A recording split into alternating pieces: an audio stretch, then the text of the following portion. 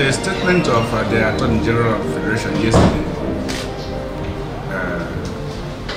was verily an embarrassment to the federal government of Nigeria, because it goes a long way to show how desperate they are at thwarting the will of the people in Anambra State.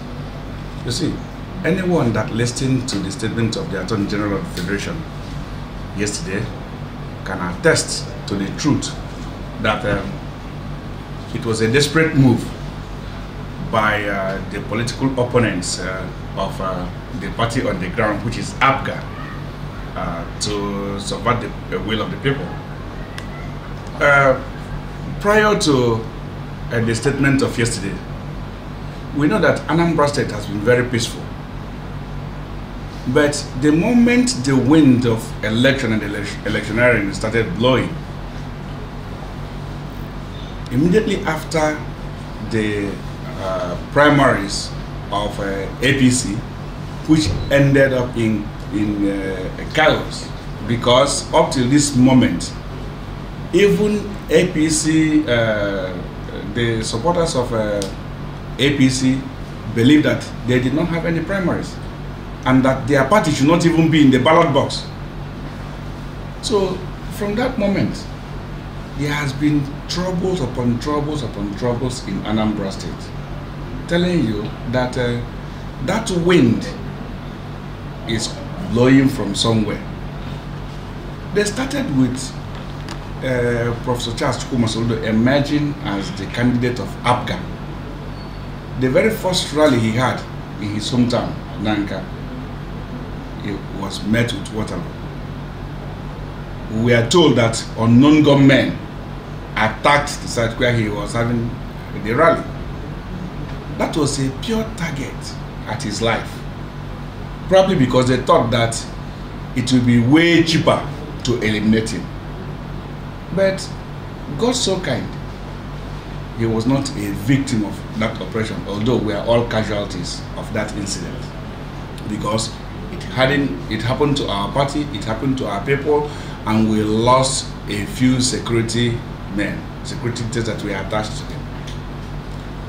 When that was not enough, they came up with the kangaroo judgment that was delivered at Jigawa, at Brununkuru in Jigawa. That judgment, of course, is a horse, but they wanted to just use it to thwart the will of the people. Where on earth does it happen that someone who participated, who bought the forms but was screened out, all of a sudden emerged with a new chairman of his own? So before going to APGA to secure your form, to purchase the form, to pay 20-something million for the form, you did not inquire very well to know that that person you are going to is not the chairman. You waited until you were screened out. Then all of a sudden you realized that, oh, you went to the wrong chairman, and you emerged with your own chairman. And if that is the case, why didn't you go to the state where that happened? Why didn't you institute that legal option that you have in Anambra State? Why must you have to go to a different state that has no jurisdiction over the matter? That was a kangaroo attempt to subvert the will of the people. Second rape of Soludo's candidates aborted. They came in again and started this trumping up of the buying of our people. You see, there is a limit to what they can do. They believe that maybe if I buy 1 or 2 or 3 persons from them that we believe are strong people within their party, we will create the impression that the party has now been weakened. Now, it might interest all of you to know that Malami, the Attorney General of the Federation, who made the pronouncement of the impending state of emergency in Anambra State yesterday, is a member of Andy Oba's campaign team.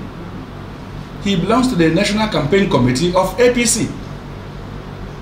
First of all, the way I look at it is, the office that Malami is upholding should be a federal office.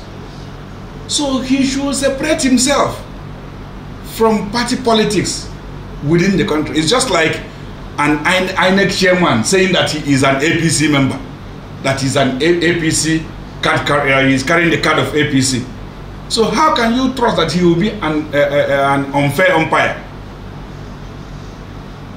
Malami is the Attorney General of the Federation. He supervises over those cases, especially election petitions. And he has singled himself out as an APC member. So how do you think he will allow his party to fail? That is why you are seeing all these hopeless, useless cases coming up from here and there in different states. Today is Jigawa, tomorrow is Imo State, next day is Kano State, the other day is Abuja. Because you have someone who is already sold to a party running their affairs. None in Borno, none in Zamfara, none in Katsina, none in all these states that we hear and read about every day.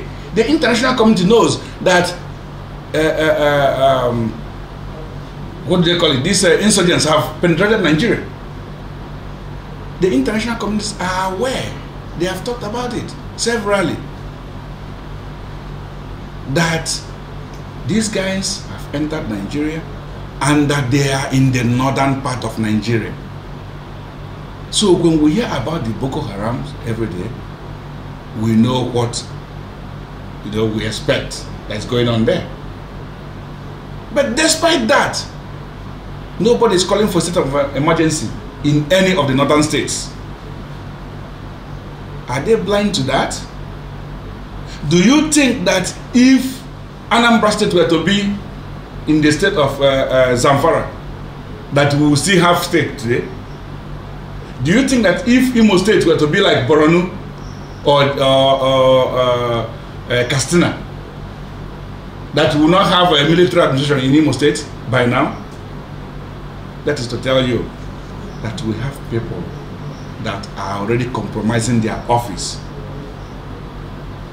I think that the best thing that should happen is that if I were to be in the shoes of the Attorney General of the Federation, just like it's obtainable in Europe and the West, just as it's obtainable in America, I will resign.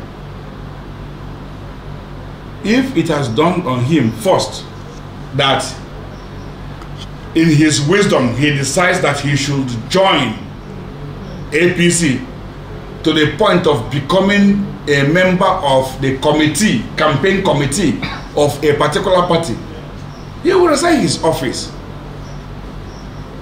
and begin to play politics. That's the way. I mean, people will expect that to happen in every other part of the world. It's just like telling me today that the INEC chairman is a member of the campaign committee of APGA. What faith does other candidates have? If as an Attorney General of the Federation, Malami is a member of the campaign committee of the APC, what faith do other candidates have when their matter is brought up through the appeal court to the Supreme Court and the rest of them? What faith do they expect? What do they expect from him?